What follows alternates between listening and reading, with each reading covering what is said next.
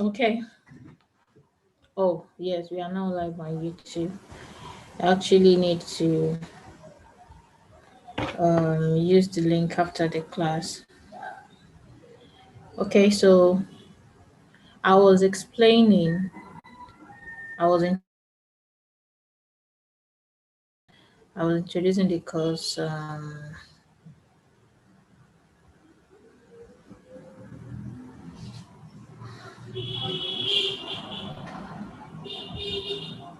I was introducing the course earlier, so I was explaining that among the soft skills, we have four of them that start with C. So that is why we say we have four C's: critical thinking, as you can see on the slides, creativity, collaboration, and communication. So we want to see our focus this morning is on how we can integrate these soft skills in our English language lessons. And I hope to make this, uh, I hope you'll have a pleasant time with us this morning. Okay.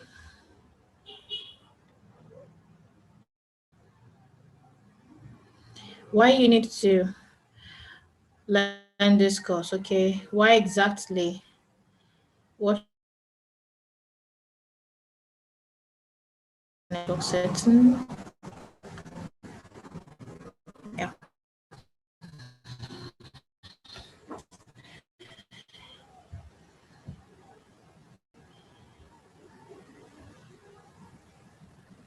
Okay. Is it any better now?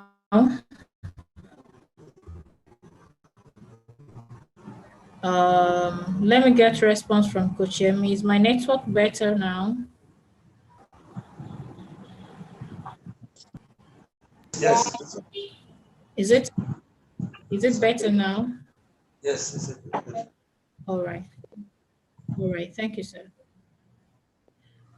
I think I can flow better now. I don't like having network disruptions. Okay, so why is this course important, or why is it important we talk about these four C's: the critical thinking, collaboration, creativity, communication. Why is it important for our English language class? The first on fast changing. It is fast changing.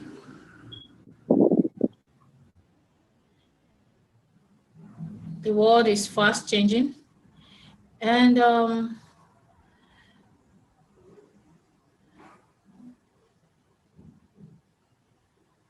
world is fast changing, and new systems are created every day. We all know that what we're experiencing right now, even what we are having on this platform this morning, it is not the same as what it was 10 years ago. So every day,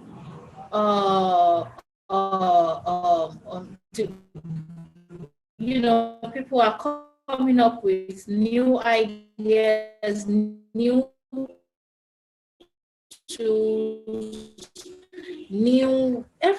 systems of doing things, new structure. Okay, let's do it this way. It solves our problem better than the technique we've been using, and we still choose to use it.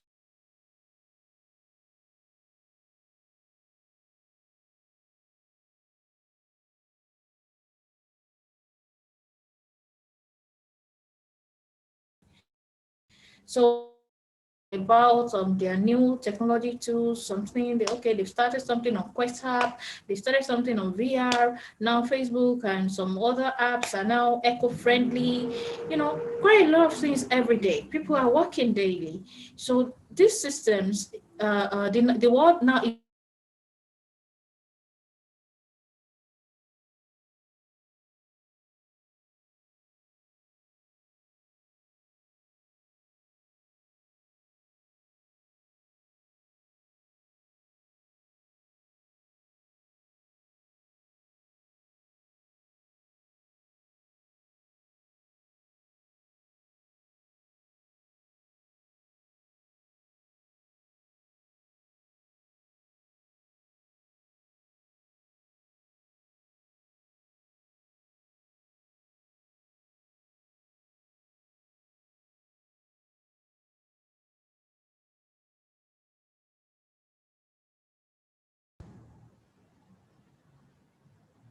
That went off again. I'm so sorry.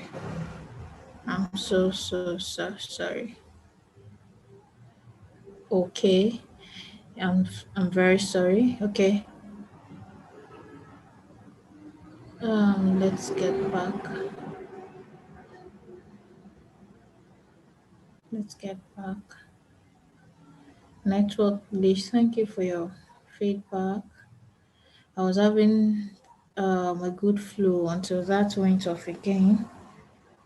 Okay. So I was explaining that the world is now a place of possibilities. Things we can't imagine and the ones we can't imagine are now becoming our realities. And if we do a thorough analysis, we'll find out that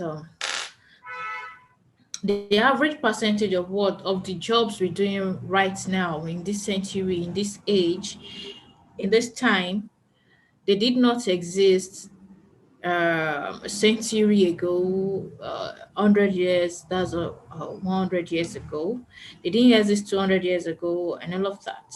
So we have new jobs like web developer, web analyst, data analyst, digital marketer, virtual assistant, growth hacking manager.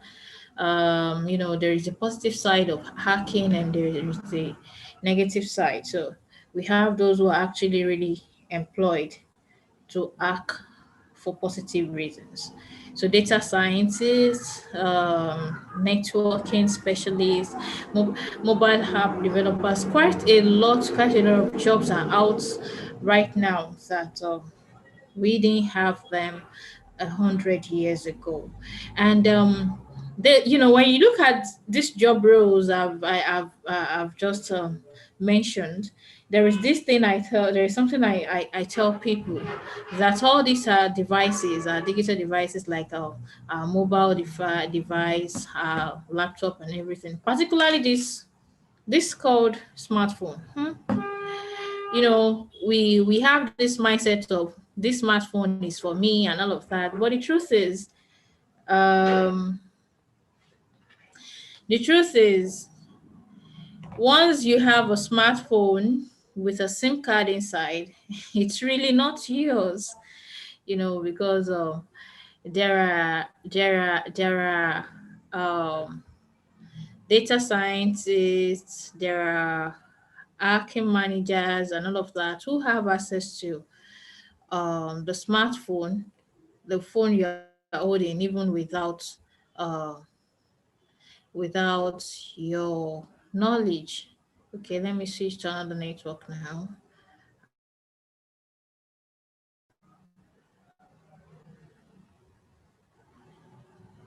Okay, I hope it doesn't break off this time around. Yes, I think everything is solved. All right. So because recently, just this week, someone complained. I guess that was to Sugarberg and some of them, that he didn't upload a picture on Facebook, but he was banned for having that picture on his iPad. And then the comments were reading that while your phone is just with you, you have your pictures, you have your videos, you have everything on your phone.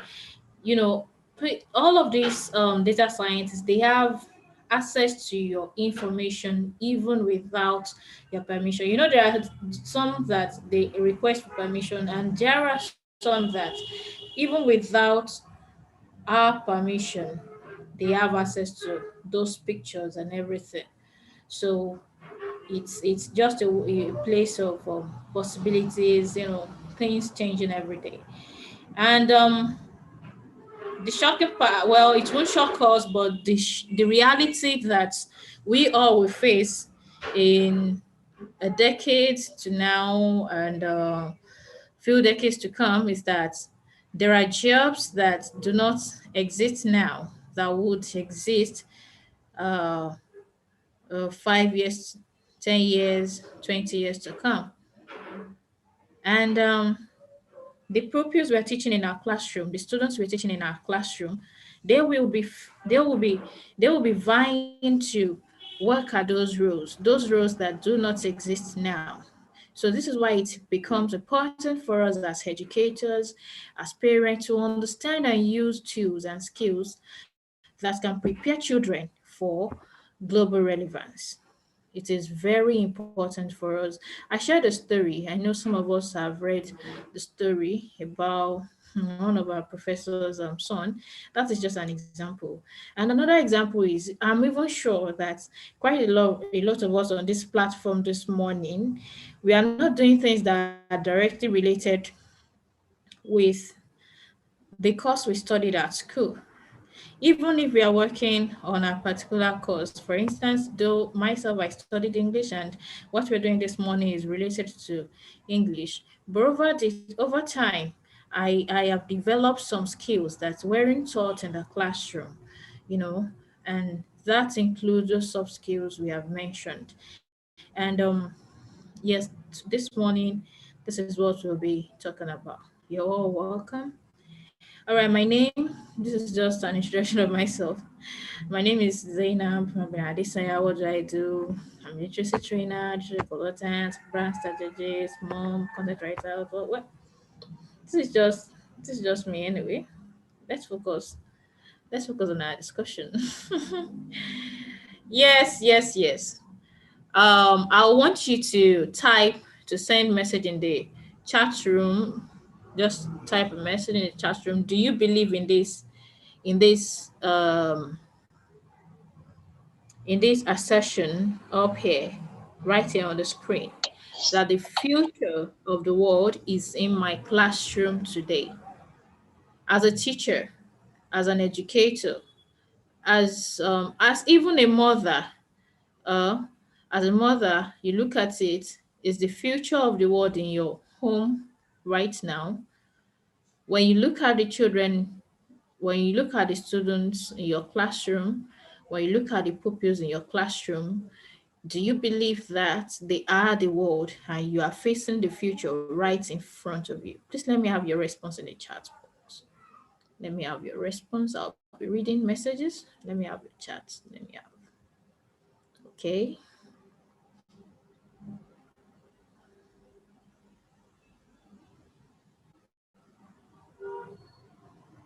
All right. Mr. Wally said yes. Absolutely, Mrs. Akiade. Okay. Mr. Ekpeta is saying audio off, so you need. Let me just send a message to him. You need to. You need to. You need to enable his audio device.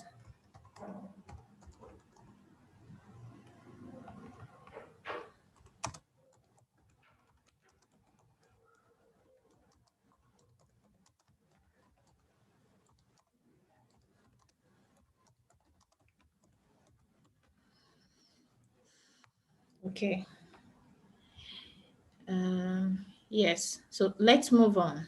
When we look at this assertion by Ivan Wetton Fishwater, that the future of the world is in my classroom today, it is that what the world will be in 20 years' time, what the world will be in 30, 50 years' time is right in my hands at this moment.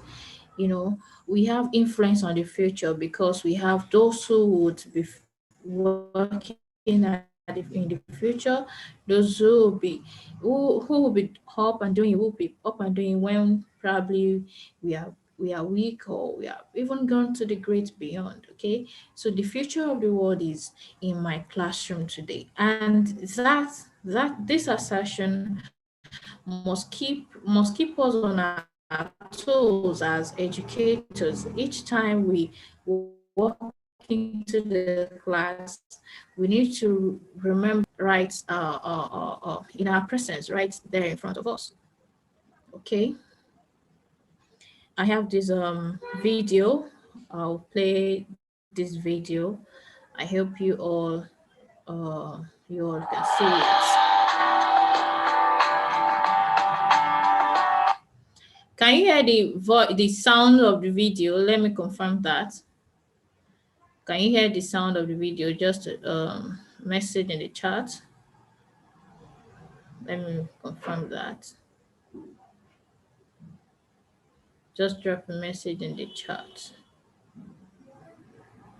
Let me play it again.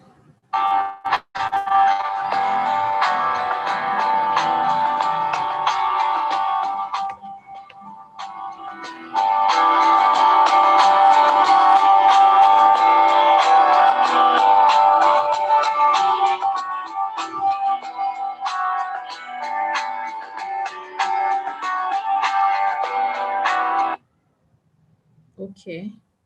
Can you hear?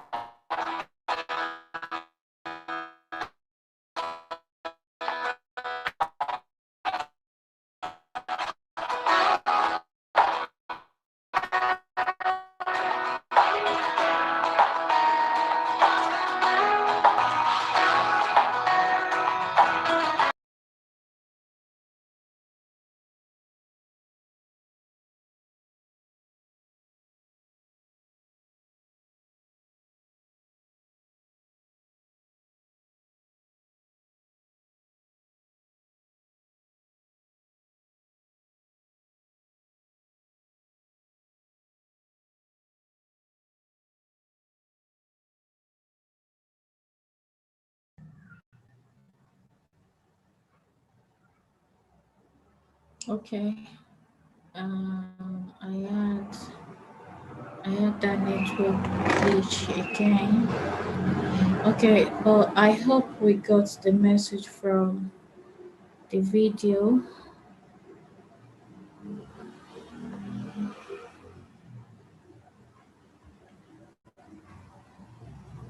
Okay.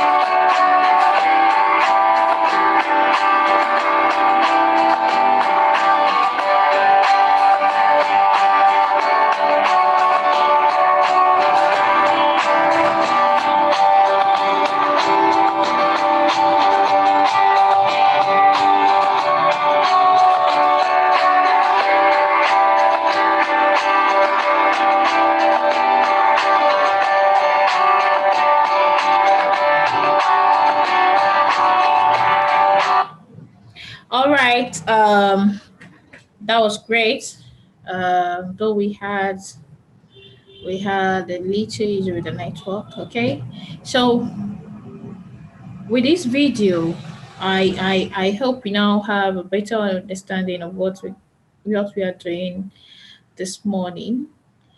Now, from the video we just watched, and with the fact that improvements or the change we are talking about begins with individual teachers, begin with individual educators. Can we start noting what improvements we intend to bring into our classroom after the break, after the holiday? What improvements do we really want to bring into our classroom? You can just take note of that. Personally, there are no absolute answers to these. We all know we all have our different realities. The fact that we all of us here on this platform this morning, we are joining in from different parts of the country. So we have different realities. But what improvements am I ready to bring to my classroom once the school resumes? Okay, so I'll go into critical thinking right now. I'm starting fully. Now, what does it mean to think critically?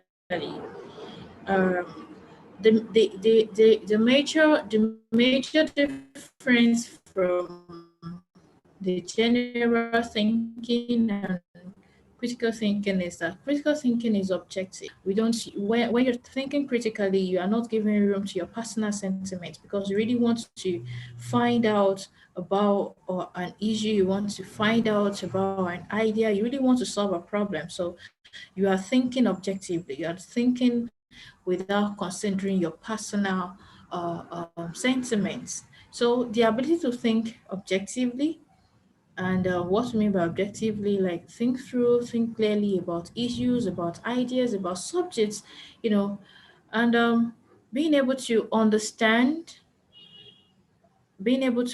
what those issues, what those ideas are, being able to process them and analyze the connecting dots in between in between the thoughts. And in critical thinking, like it's something we just need to every problem solver do frequently, because when there is an issue, when there is a problem, you need to really think critically, find out what the problem is, find out why there is why there where there we have the problem. And while trying to answer the why, you have to be objective about it. If not, you won't really get the right answers that could help solve the problem. So why is this happening? Okay, and okay, if this is happening because of this reason, so how do we solve this problem? How do we address this reason? So because when we get to the root, when we understand the root cause of a problem, we'll be able to now process those strategies that can help in solving the problem. Okay, so how do we now do this in our English language classroom? Okay,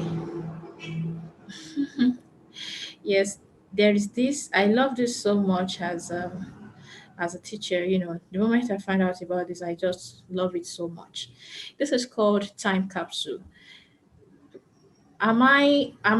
Is this class engaging? Let me have your response. Is it engaging? Can you hear me clearly? Is it engaging? Yes, right on. Oh, oh, great. Thank you, ma'am. All right, so I said time capsule. I love this time capsule because I've watched it in Yes. movie. Okay, I've watched it in movie, but I never thought I could bring that idea into a classroom. The ideal time capsule is okay, let me make this person. All right.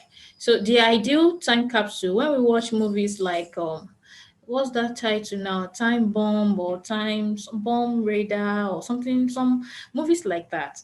Some sci-fi's movie and some others like that, where we have probably a great grandchild or someone who's trying to find out a history of the family, maybe something that happened a century ago, something about the family background, maybe about the family treasure, about the family properties or something, and the child has been trying to find it, searching for facts to really support as evidence to really support what he or she wants. Or probably a child is trying to find out our own biological identity and all of those things. And that child is just searching all around and finally is able to dig up a place and find this thing called time capsule. The one in this image is the one that is that is used in the classroom. So, but the real one will be in a kind of gold metal, something that cannot rot. Okay, and both sides, kind of cylinder. It is kind of cylinder shape, and inside that cylinder shape, there will be a paper that will contain the facts that the child has been searching for. So once that paper is discovered, the value that paper has is so high because it's really an evidence kept ahead of time. So someone, a great grandfather, someone somewhere must have kept that fact, kept it so safe at a place that will be difficult for anyone who's not relative to really find. So now in the classroom, how do we bring this into our classroom? In our classroom, we can create time capsule for every pupil in the classroom or every student in the classroom. We can also create time capsule for each child. We use this more for writing to improve their writing skills. Okay. Now in the time capsule, just you can just improvise the thing of Bonvita thing, Milo or something. You can just do it, create something around it and label the thing. You are not using cylinder, so it has a cover, but the cover, just like we do our piggy bank. So you are using a kind of piggy bank idea if you are doing this. So it depends on what you really want to evaluate. If you are teaching creative writing and you want to evaluate the learning progress of the child. You can, at the beginning of the creative writing class activities, probably at the beginning of the term, or at the beginning of the session, or at the beginning of the lesson, if you're an online tutor or something, you assign a task. Of course, you give directions, guidelines on how to go about the task. The child writes. After the child writes, you keep the child writes on a paper. So you keep the paper inside the time capsule. And then probably towards the end of the term, at the middle of the term, you assign task again. The child writes, you keep it in the time capsule. At the end of the term or the following term, probably if your objective is to have this time capsule run throughout a session, so you probably have 2 activities every term. So by the end of the session, you already have 6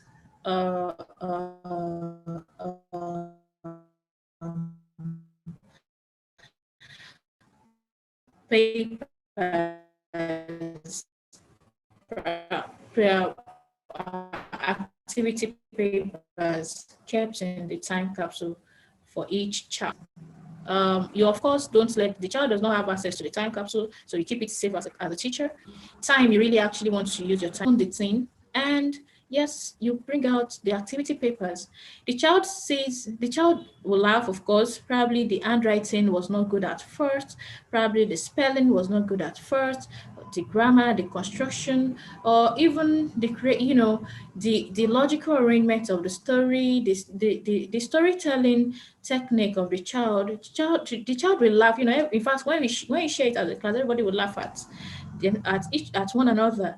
Oh, okay. Also, that time I couldn't, particularly for the primary, or those for the 856, where their spelling are not quite perfect yet. They would laugh at their spellings and everything, but then that would have helped them to grow. That would have also helped you as a teacher to measure their learning progress. And for them, each time each time they know, I'm keeping this activity paper for the future. It helps them think clearly ahead while writing, rather than they are just writing for today. So when they know it is they are keeping this activity paper in the time capsule, and they already know you are writing this to be used later in the future. So it helps them think critically. Okay, so that is time capsule. I'll move on to another activity. Questioning the author. Questioning the author.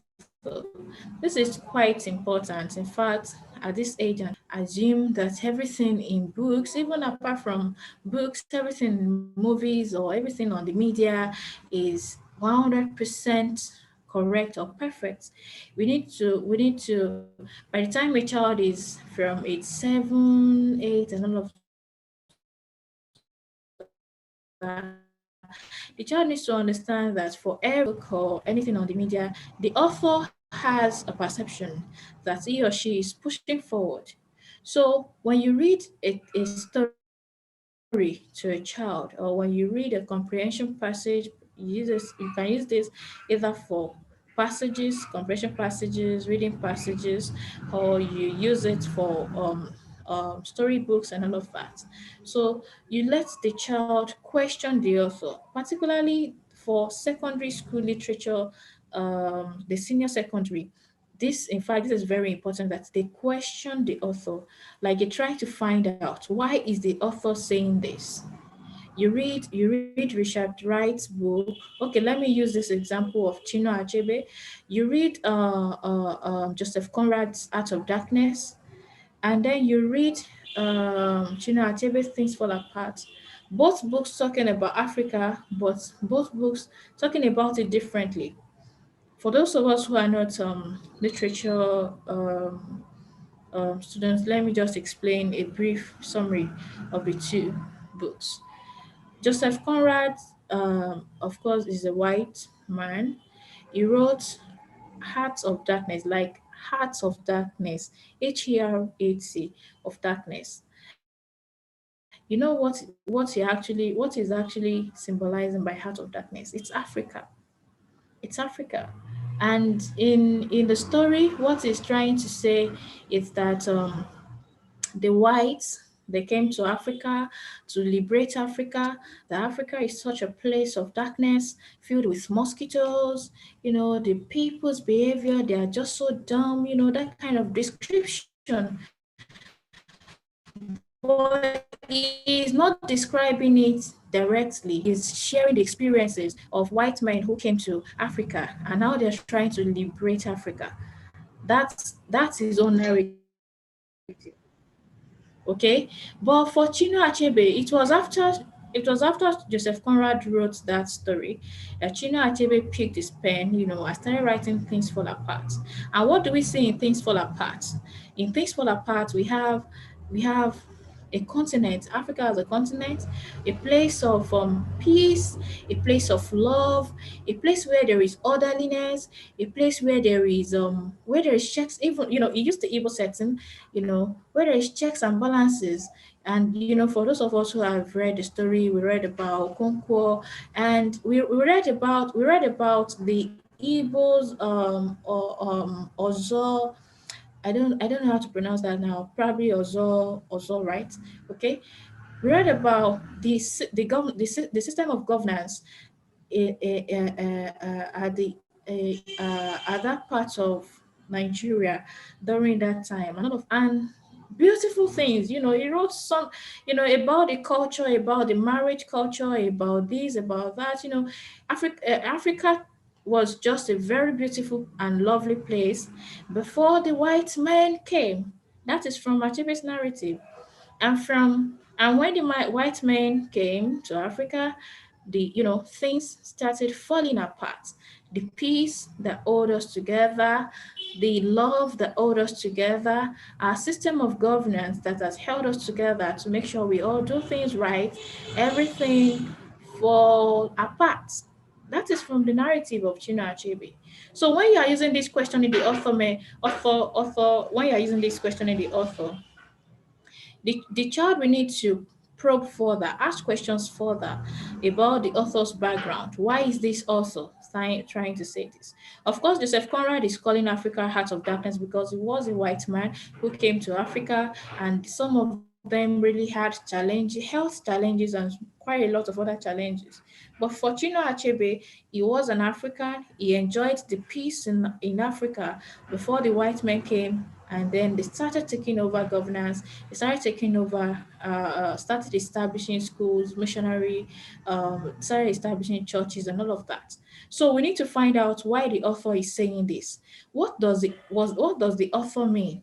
Or why is the author saying this? What is this author trying to, just, for every story, in fact, for every literature piece, there is a kind of sentiment behind it.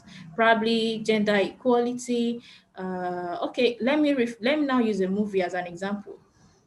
We watched Black Panther, and we all praised the quality of the movie production and all of that. But of course, what is the producer trying to push out? Of course, the producer is telling us that Africa is not a place where people just come around and dump ideas, that we were actually the owner of ideas, of technology, of everything great and positive you can think of. And he was also pushing forward gender equity. We could see that we can see in the movie, female representation was just so great and perfect. Quite beautiful than anyone would imagine. So there are certain objectives to every literary work, to every movie, to even every cartoon our children watch, everything. But those objectives are not clearly spelled out. So we must train our pupils, our children, our students to ask questions about these personal sentiments that these authors have. Okay, so that process will help them think critically, and to process information, and try to analyze why this is what. Okay, another is this opinion writing. Opinion writing, um, This used for kindergarten pupils, year one, year two, opinion, and we can go ahead again, use it for secondary students. But it will just be that the question will be different. The example here is actually for kindergarten and 856. Yes. And so when we're talking about opinion writing, we are not actually thinking of putting two either wrong and right by the side.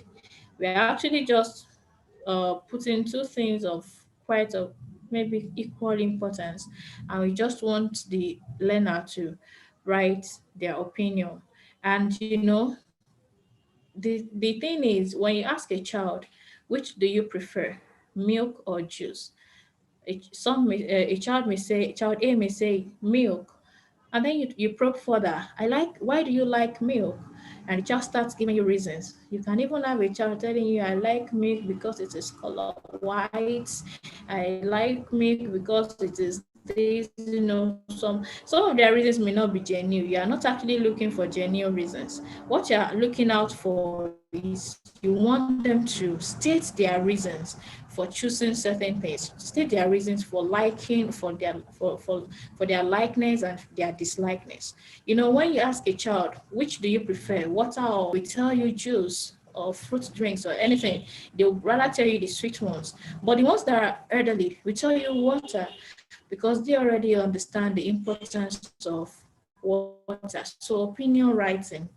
And in this opinion writing, you know, you don't need to think of the good or the bad, just something of you can rice or beans, which do you prefer, rice or beans, something they use every day, something they can relate with. Okay, so another example is answering questions on comprehension on reading passages. Okay, now of course we know as an English language teacher we have reading passages in our text. Every week we are expected to practice some skills on reading comprehension. Okay, either reading for whatever objective we have for our reading activity for the week. Now, when pupils or students, when they're answering their questions on reading passages, you must always encourage them to answer their questions in complete sentences. In complete sentence, so they don't have to. You don't ask them. For example, this short passage here, the life cycle of a butterfly. A butterfly starts its life as an egg. The egg hatches, and a tiny caterpillar comes out. The caterpillar grows and grows. After a while, the caterpillar sorry, I can't pronounce this well. Soon, a beautiful from the chrysalis, the butterfly can lay an egg, and it all starts over again.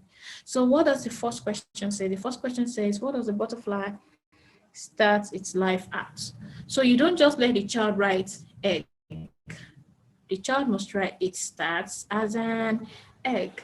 So that way the child will be able to think better and write better than just giving a word as response to the question. Okay. Now to creativity. I think this is where I have lots of activities, but I'll try to make it fast so I don't take too much of your time. Okay, creativity. Here we're saying creativity is the ability to perceive the world in new ways. You can see that in both prints. To find hidden patterns, to make connections between symbols, to generate solutions. When you look at this, when you look at the definition here, that it is the ability to perceive the world in new ways. It means it is not that it is not that creativity does not happen in the abstract. What we are thinking of are things that already exist. but we are perceiving those things. We are looking at those things in another way, in another perspective. Probably we've been using tissue paper for something, and tissue for something, and then we are looking at it as something we can use again for some creative activities and all of that. So it is perception. It is about perception, okay? And when we perceive it in a new way, we find, okay, so this object I'm seeing, how can I use it? I think I can use it this way. We are now making connections between, they may be very unrelated. We've seen used tires used um, used for children related activities.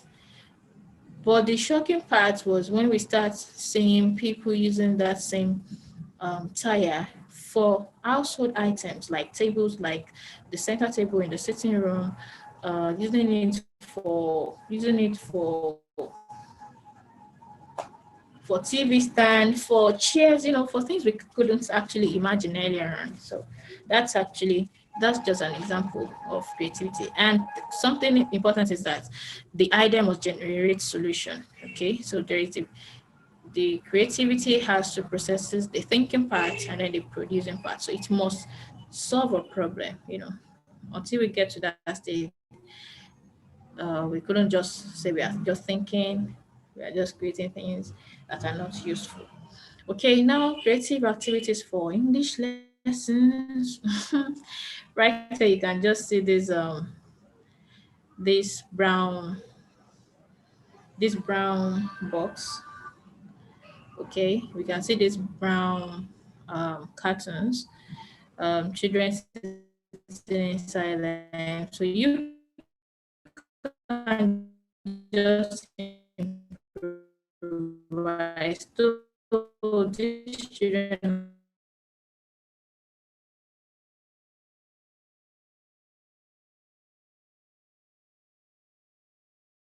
and telling them to draw ball and all. Okay, so I'm sure we all know children when they sit inside this carton, they'll be eager to learn. They'll be ready to learn that they sitting inside, sitting on a chair all day. So when they have this activity for 30 minutes, you're sure that they'll learn faster and better. Okay, now to my main slides. The first, I have talked about this at few places, but I just need to keep emphasizing it. Is the fact that we need reading corners. We need reading corners. Now, when you look at reading corner is just a cozy place, just a cool, safe place where a child can sit and pick a story book, a literature text, and read. Why we encourage this is that this encourages reading for pleasure, not something you read for exams, or you read to pass, or you read because of academic reasons. No, you read for pleasure. And when the child finds pleasure in reading, it makes it easier, and it makes a transition into adult life easier for the child. So every classroom, you can just find a creative way of setting up your reading corner. It doesn't have to be something expensive. Look at these pictures here. It doesn't have to be something expensive or anything. Just think of what idea you can come up with. It doesn't have to be a place that consumes space or something. It could just be, you can just have a time rope, where you hang books. And as adults, for those of us who have libraries or who have been to libraries, we know we feel different when we are in a library setting. When the place is neat, when even the smell of the book, the smell of the books, we like the scent of the books, and that is what a reading corner is to a child. So setting up a fun place for them to sit, and then encouraging them to read, will help the child have will help the child. Okay, and one thing is, when we do things, these children, they watch us closely. When we create corners for such as this, they watch us closely, and they are encouraged to explore their own creative thoughts as well. Okay, story maps. This is used for writing activities. This is used for writing activities. The story maps are visual representations of elements that make up a narrative. Okay.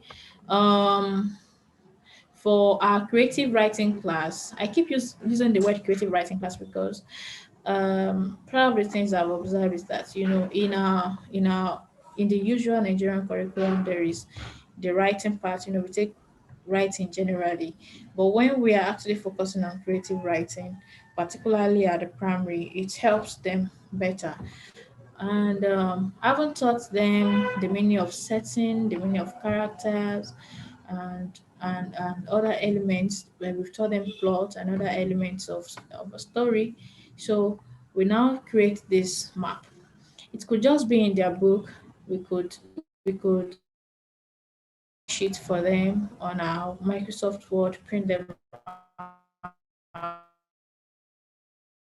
out.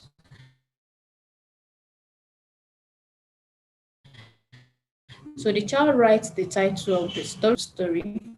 The child writes the setting. The setting is actually the place, the time and the place of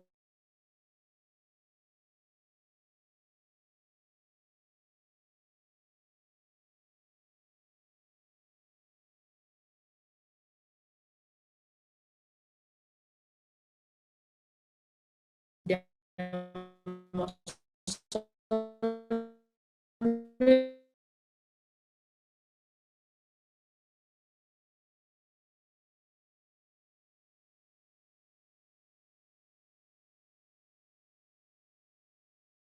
okay.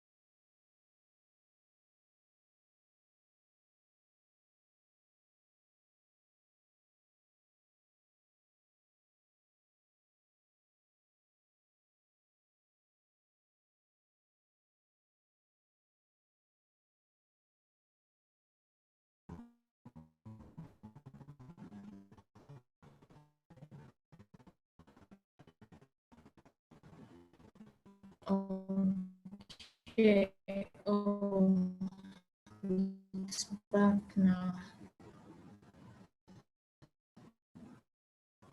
It's back now.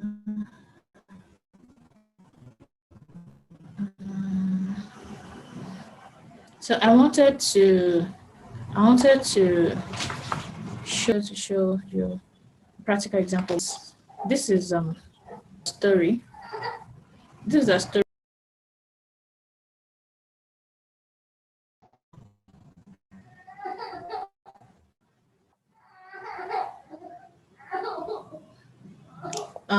Now this is a storybook. The wolf and the fox.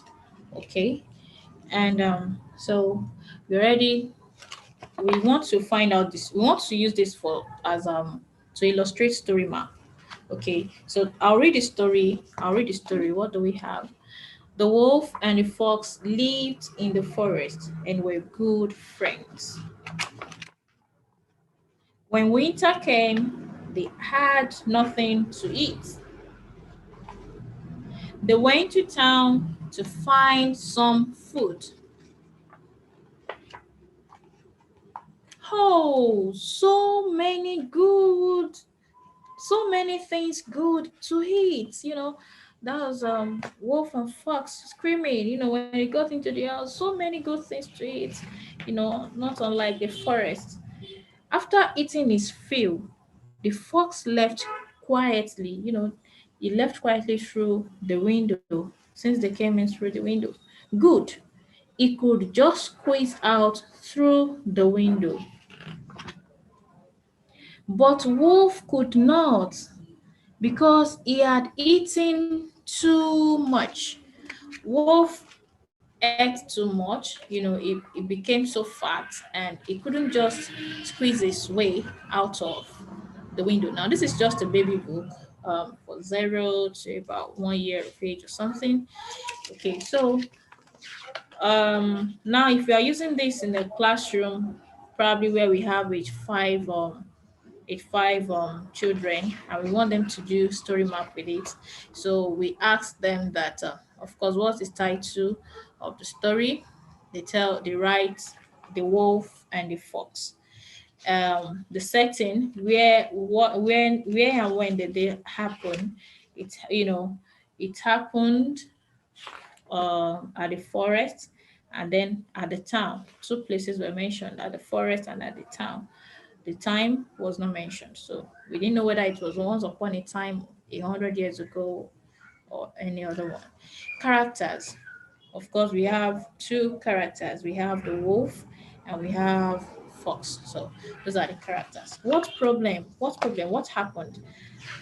The wolf and the fox, they had nothing to eat. They had no food to eat. It was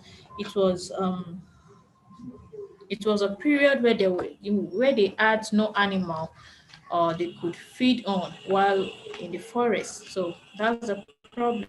So what solution? How did they solve that problem? They went to town to search for food and they actually got the food. They ate to their fill, but the other ate quite too much. Okay, so that's story map. Okay, so we can do this for our reading passages. It doesn't have to be storybooks all the time. You can use this for other reading text as well. Okay, so another activity here is set menu. This set menu, we can use it from a poem. We can use it for a story. What it actually means is that when we read a passage or a poem or any reading creative reading text, we can tell the child, as a class, we all search and bring out few words that we consider quite new, okay? And then we tell the pupils to write their own poem or write their own story from the words uh, we have actually identified as our keywords. So this example here, my house is red, a little house or something, something. So we can just pick out few words like red, like house, play, just few words as a class, and everybody writes using those words in their construction. Okay. Outdoor learning. Outdoor learning. This has proved to be very, very, very effective. And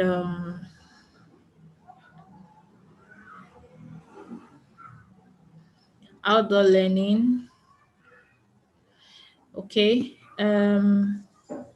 learning outside the classroom.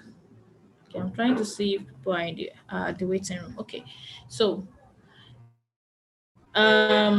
children enjoy this when you take them out, they have this fresh and exciting experience. Now, this doesn't have to be something rigorous or anything.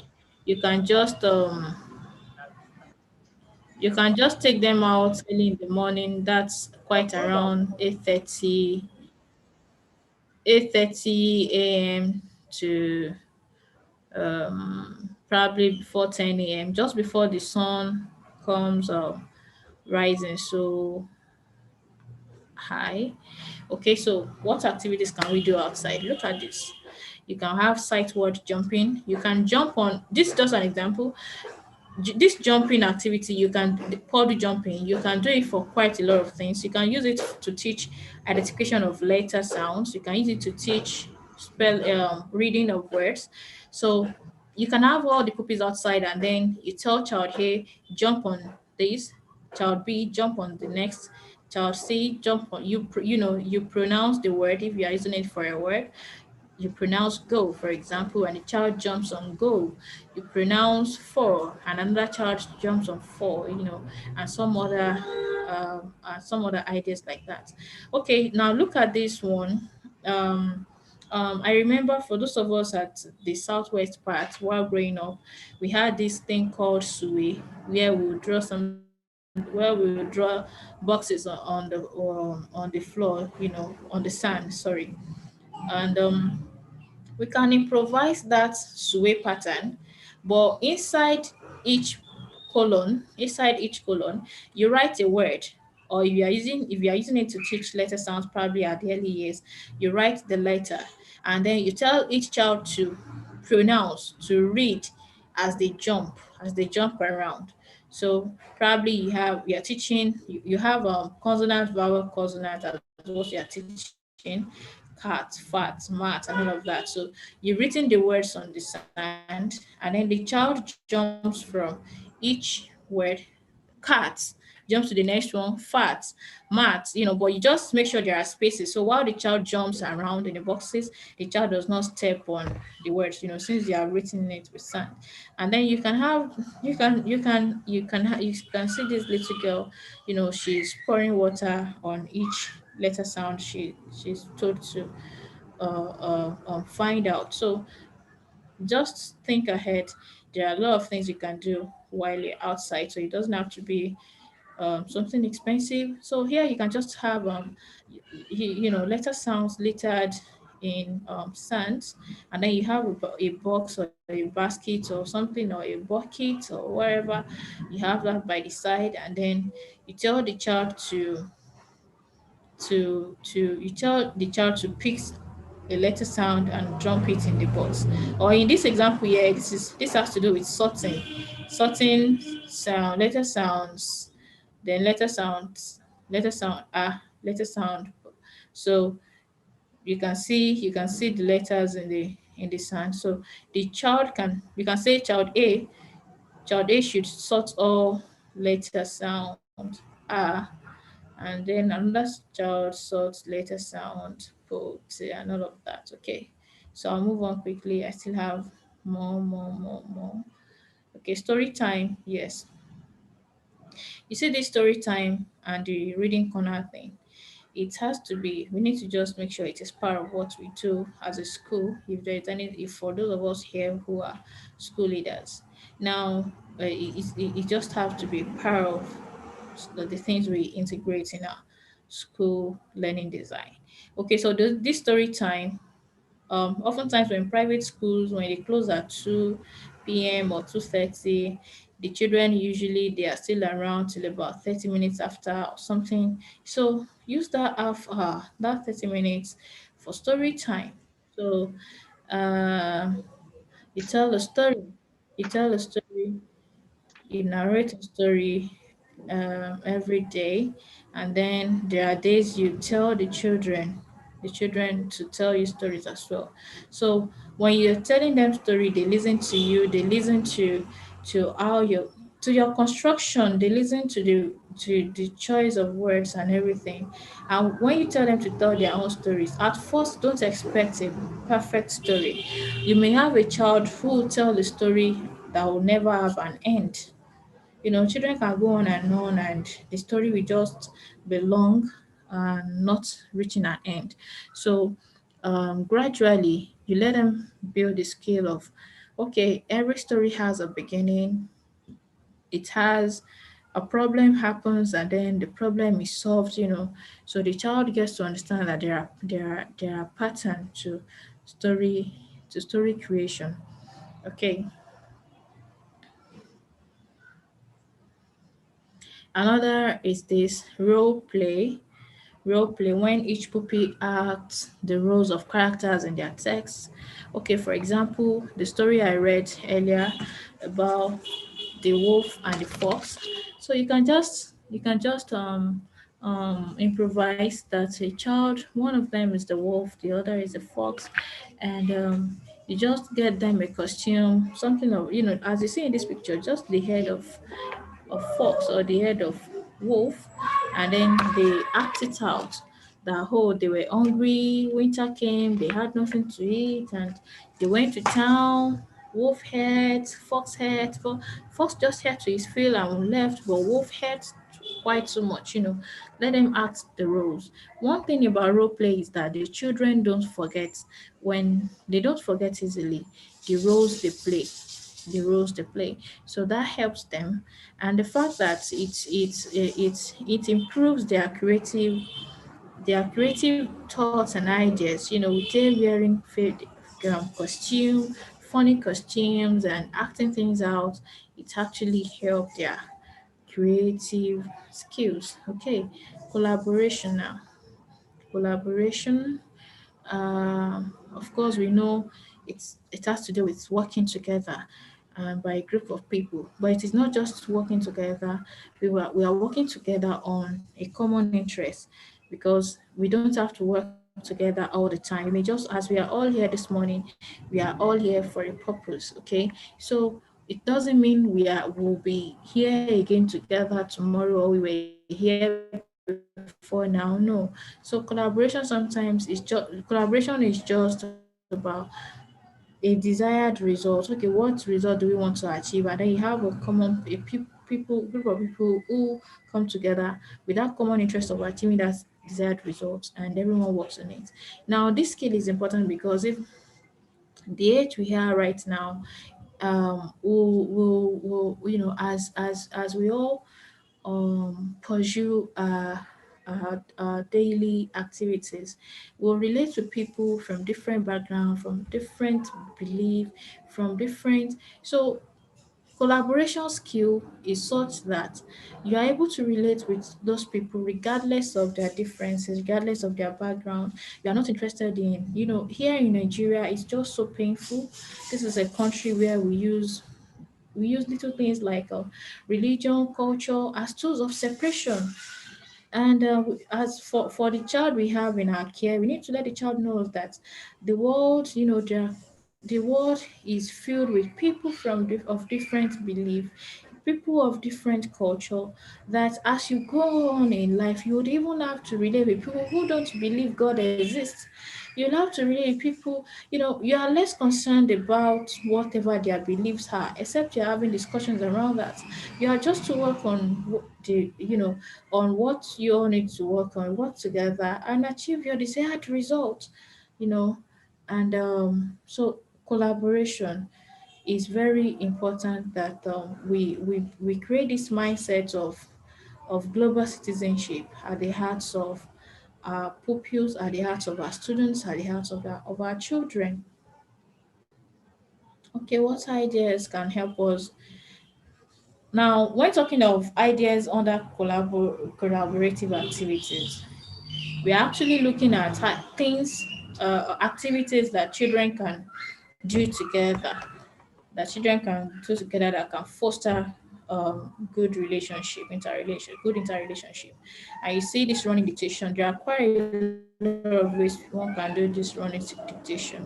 The simplest one I describe for teachers is that you can have like maybe five student pupils or students, whatever their age is, and a child runs around to pronounce a word. That's dictate a word. Everybody writes the word. They can draw it if there is time. If you are giving them, it depends on the time frame, and they share each other on.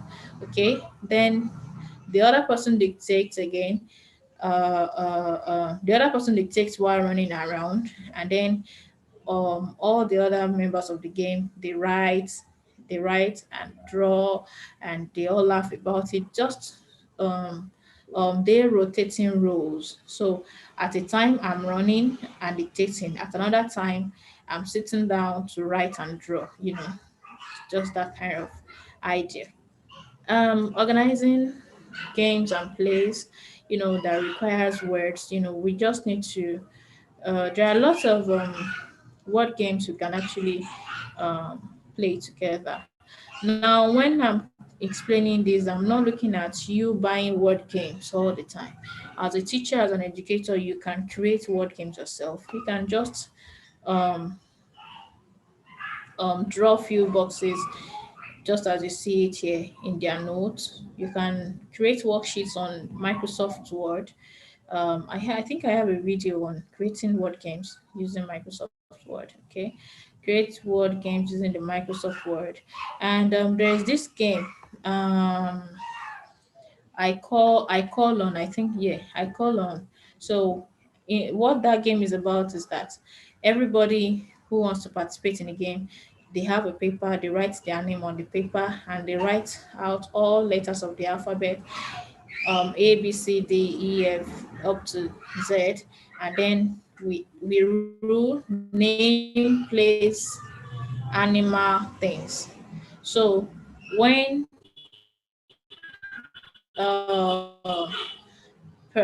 probably up to that number. So when the first person chooses a letter, the first person can choose to call S. So by the time the first person chooses S, says I call on letter S. So everybody in the game writes names that start with letter S, place that start with letter S, animal that's the name starts with letter S, things that start with letter S. But the person who says I call on will say stop immediately he or she is through writing his own words. So anyone who's not true or anyone who does not get the answer right and all of that. So they keep going on and on up till they are able to do all the letters of the alphabet, and they try to see at the end of it all who gets it better, who's able to get the correct spelling, who's able to write faster and all of that. Okay, so chess game. Chess game. So you can improvise. This is just an improvised chess game that instead of having the king, the knight, everybody on the chess. You can just have letters of the alphabet. You can have words. It depends on what you're teaching. You can have words and you divide them into two teams. Um, um, team A can tell Team A tells people from the representative of the other team, um, find this. So the person in the team places is the person representing the team places his own places is what's this object called now in chess. Okay, here we won't be using all the king and the knight. You just bring two of them. You just bring two, maybe two kings or something. So it places the king on the correct word or the correct letter. So if it's wrong or right, you write the score. The other team as well does the same. So at the end of it, you check the score sheet and see which team scores better. So you can just improvise this in your own way and do it. Okay, but project-based learning. Project-based learning is using real-world situations, real-world scenarios to solve problems. So this during the weekend, you just let them you let them find out. You watched in a video that the world is not about we teaching pupils about facts about this. We just need to let them find out some real-world issues, explain them, explain, analyze, and try to solve a problem from related with those issues. And yes, we can have a class magazine. This is where everybody brings in their idea, their journal, and we design and probably present it at the end of the session. Okay. Project examples. We can tell the child to write their life history in an interesting tone. We can okay, they can write about themselves, they can write about others around them, they can write about popular figures, they can write about events, and all of that put together in their class magazine. Now, communication, the process of creating and exchanging meaning. Of course, we talk about this a lot, but there's something we often miss when uh, we're doing when talking about communication. In communication, we often talk about the sender, the message, the receiver, but we actually don't talk more on feedback. So for the communication process to be complete, there must be feedback. We must receive feedback from the receiver to be sure that the receiver got the message right, just the way we intended it. Okay, so what opportunities can we give to children to help their communication skills? Of course, you need to give them loads and loads of speaking opportunities, talk of debates, talk of small group tasks, they have presentations, role play. So all of this gets them to talk. You know, the classroom is not a place where children need to be quiet when they just have to listen to the teacher. They must be given speaking opportunities. And when talking of debates, of course, we are not talking about just like the opinion writing I mentioned earlier, you're not talking about the wrong and the right. Just give them boys versus girls, the way we have actually, boys versus girls. But by the end, when they argue and argue and argue, just let them know that no one is better than the other person. What makes you better is not your gender, it's not about you being a boy or a girl, it's actually in what you do. Or probably they argue about private schools are better than public schools.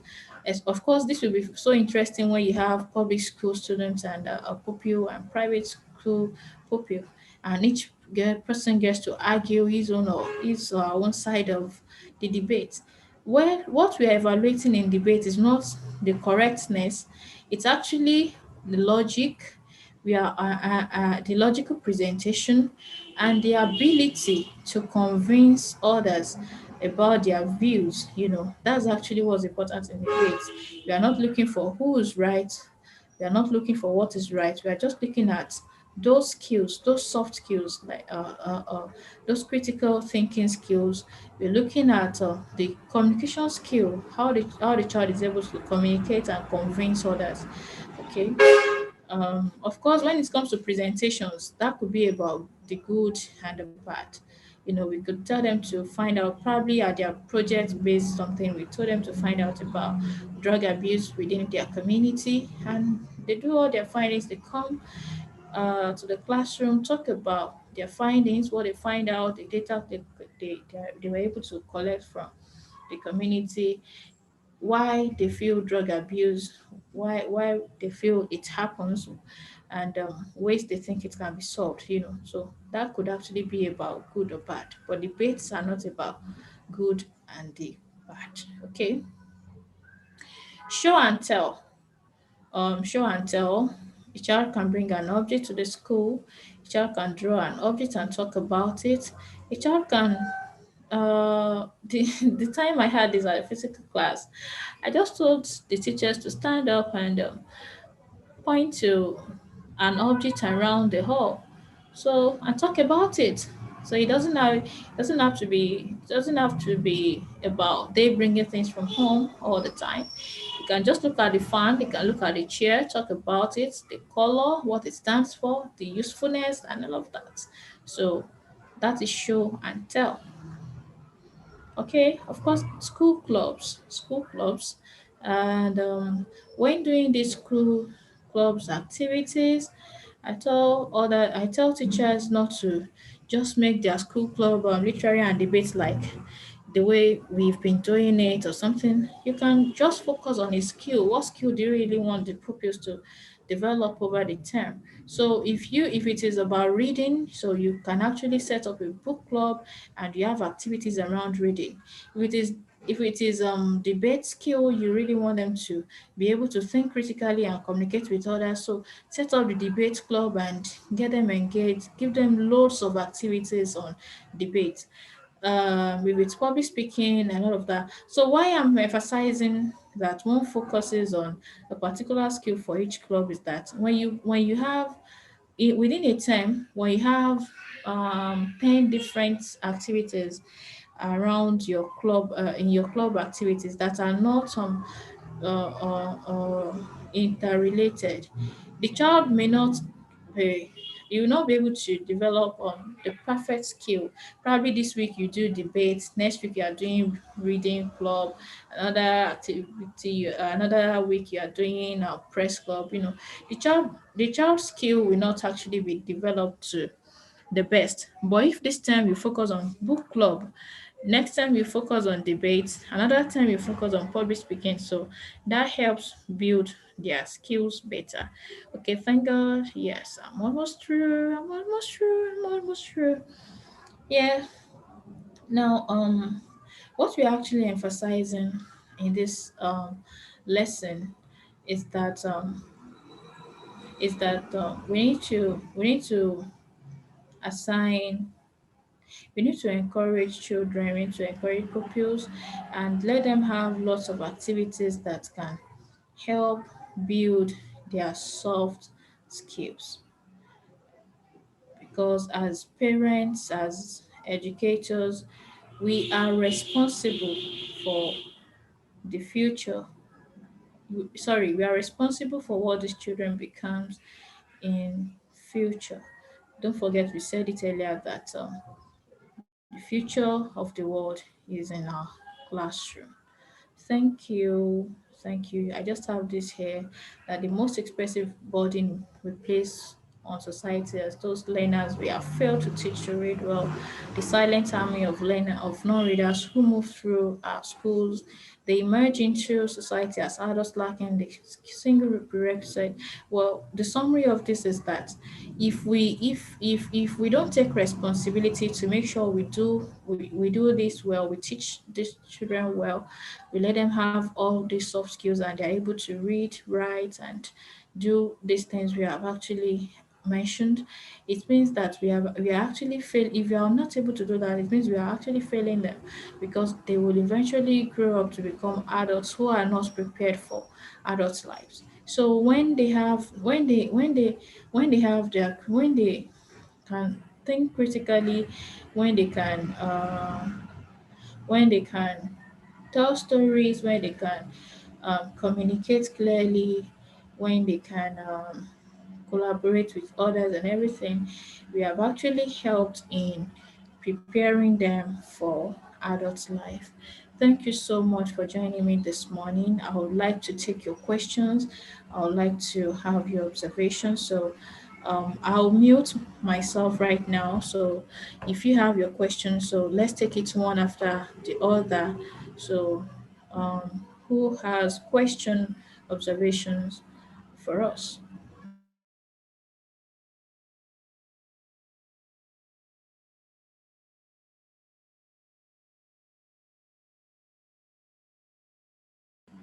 Mr. Wallace, please, you can go ahead.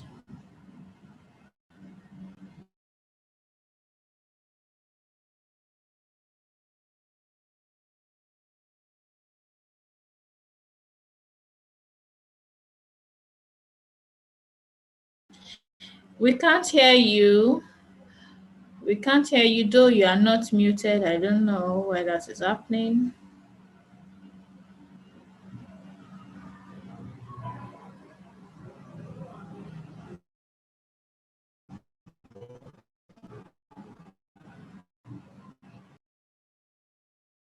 Okay, can you use the chat box instead? Can you type in your question, your observation?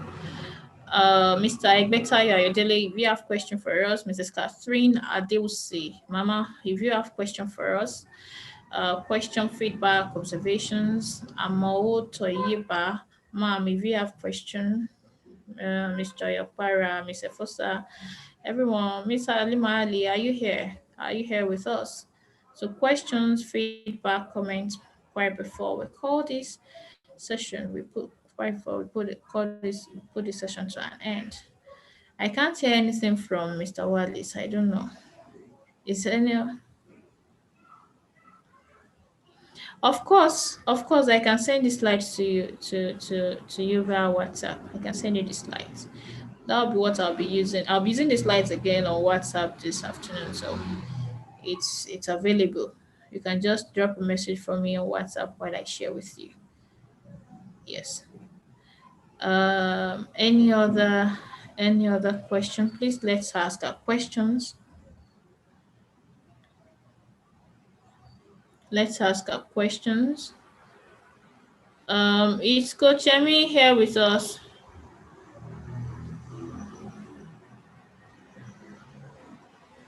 Is Coach Emi here with us? Okay. Um,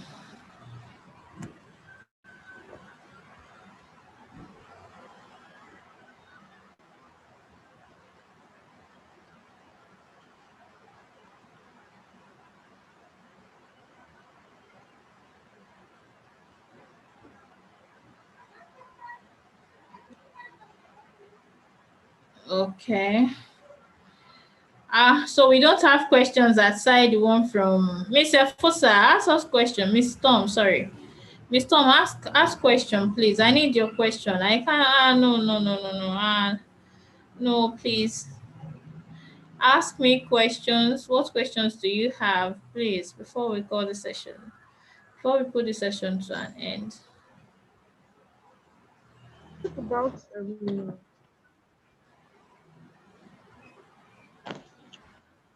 Yes, let's hear you speak, ma'am. all right. So hello. Hello, ma'am. Yes, we can hear you. Okay, I thank you very much. I want to say thank you first for the teaching, though the network was really, really bad, wasn't really friendly. But all the same, you did a good job, and thank you very much. And my question is this: my question is, if you talk about the pill, like the capsule, the time capsule. Think about the time capsule. So, in what if there's as in the improvisation, if we don't have a time capsule in our class, what can we use to improvise in place of the time capsule? So that's my Okay. question, ma'am. Okay. So when I was explaining, I said you can use tin, the Bonvita tin, Milo, just those cans we use Okay. for our provision. Yes. So you just need to probably use a cardboard or paper, label it and wrap it around the tin. Okay. Okay. Thank you very much. Thank you, ma'am. Thank you. Thank you, You're ma'am. welcome, ma'am. Any other question, please? Wow. Question, please. Is Mrs. Alimat here? I didn't hear anything from her since the beginning of the class. So just if you don't have questions, just speak with us. Just tell us hi. Let's know you are here. Let's know you are here. At least if you don't have question, just say hello. Let's hear your voice. Okay. Mr. Igbeta, typed hi. Okay. You're welcome, sir. So yes, let's have type, do something, say something.